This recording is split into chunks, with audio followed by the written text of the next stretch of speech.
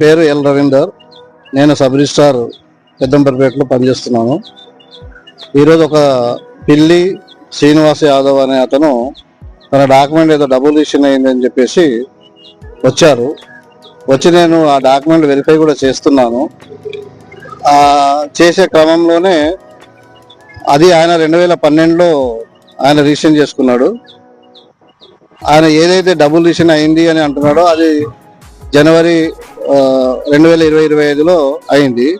ఇందులో ఏంటంటే వాళ్ళు ఎవరైతే 91లో రిజిస్ట్రేషన్ చేసుకున్నారో అతని తాలూకు ఫ్యామిలీ మెంబర్స్ రిలీజ్ చేసుకొని అందులో ఎవరైతే తీసుకున్నాడో అతను మళ్ళీ సేల్ చేశాడు. ఇతనేమంటాడంటే నాకు 2012లోనే అయింది, మళ్ళీ డబుల్ రిజిస్ట్రేషన్ ఎట్లా చేసినామని అతను. అట్లా లేదండి, చూడండి మీరు, ఇది 91లో అయింది. 91లో ఎవరు కొన్నాడో అతను లీగలైజ్ చేసుకున్నారు. నువ్వేమో ఏదో ఏజీపీఏలు అవన్నీ పెట్టి ఒక 5-6 ఏజీపీలను పెట్టి వాళ్ళ దగ్గర నుంచి తను కొన్నట్టు డాక్యుమెంట్ చూపించాడు.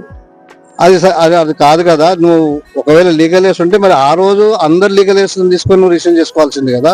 ఒక్కొన్ని తీసుకొని ఎట్లా చేసుకున్నావు? అది చెప్పే క్రమంలోనే నువ్వు నేను చేసుకున్నది తప్పంటావా అన్నట్టు లేచి నా మీద 2 దెబ్బలు కొట్టడం జరిగింది.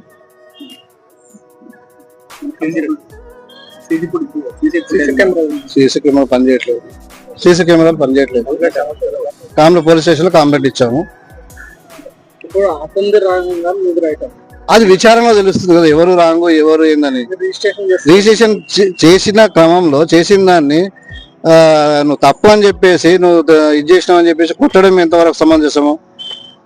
ఇప్పుడు ఒకవేళ నేను తప్పే చేస్తే నా మీద మీరు కంప్లైంట్ ఇవ్వాలి. మా డిస్ట్రిక్ట్ రిజిస్ట్రార్కి ఇవ్వండి, లేకుంటే పైన అధికారులకు ఇవ్వండి. ఛాంబర్లో వచ్చి కొట్టాడు. అది ఒక ప్రభుత్వ అధికారి మీద కొట్టడం అనేది ఎంతవరకు సమంజసము?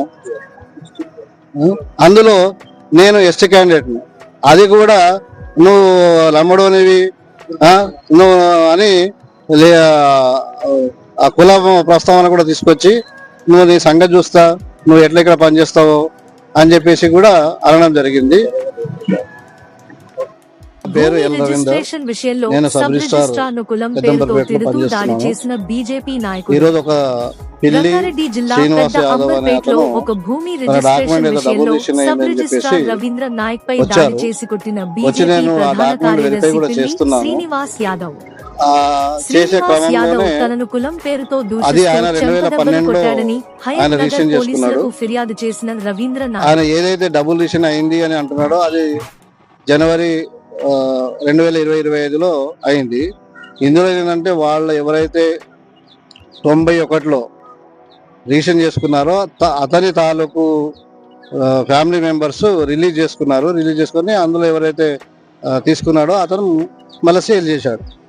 ఇతనేమంటాడంటే నాకు 2012లోనే అయింది, మళ్ళీ డబుల్ రిజిస్ట్రేషన్ ఎట్లా చేసినామని అతను. అట్లా లేదండి, చూడండి మీరు, ఇది 91లో అయింది. 91లో ఎవరు కొన్నాడో అతను లీగలైజ్ చేసుకున్నారు. నువ్వేమో ఏదో ఏజీపీఏలు అవన్నీ పెట్టి ఒక 5-6 ఏజీపీలను పెట్టి వాళ్ళ దగ్గర నుంచి తను కొన్నట్టు డాక్యుమెంట్ చూపించాడు. అది కాదు కదా. నువ్వు ఒకవేళ లీగలైజ్ ఉంటే మరి ఆ రోజు అందరు లీగలైజ్ తీసుకొని నువ్వు రిజిస్ట్రేషన్ చేసుకోవాల్సింది కదా. ఒక్కొన్ని తీసుకొని ఎట్లా చేసుకున్నావు?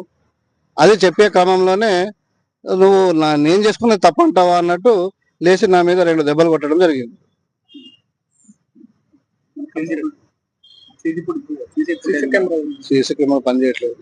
సీసీ కెమెరాలు పనిచేయట్లేదు.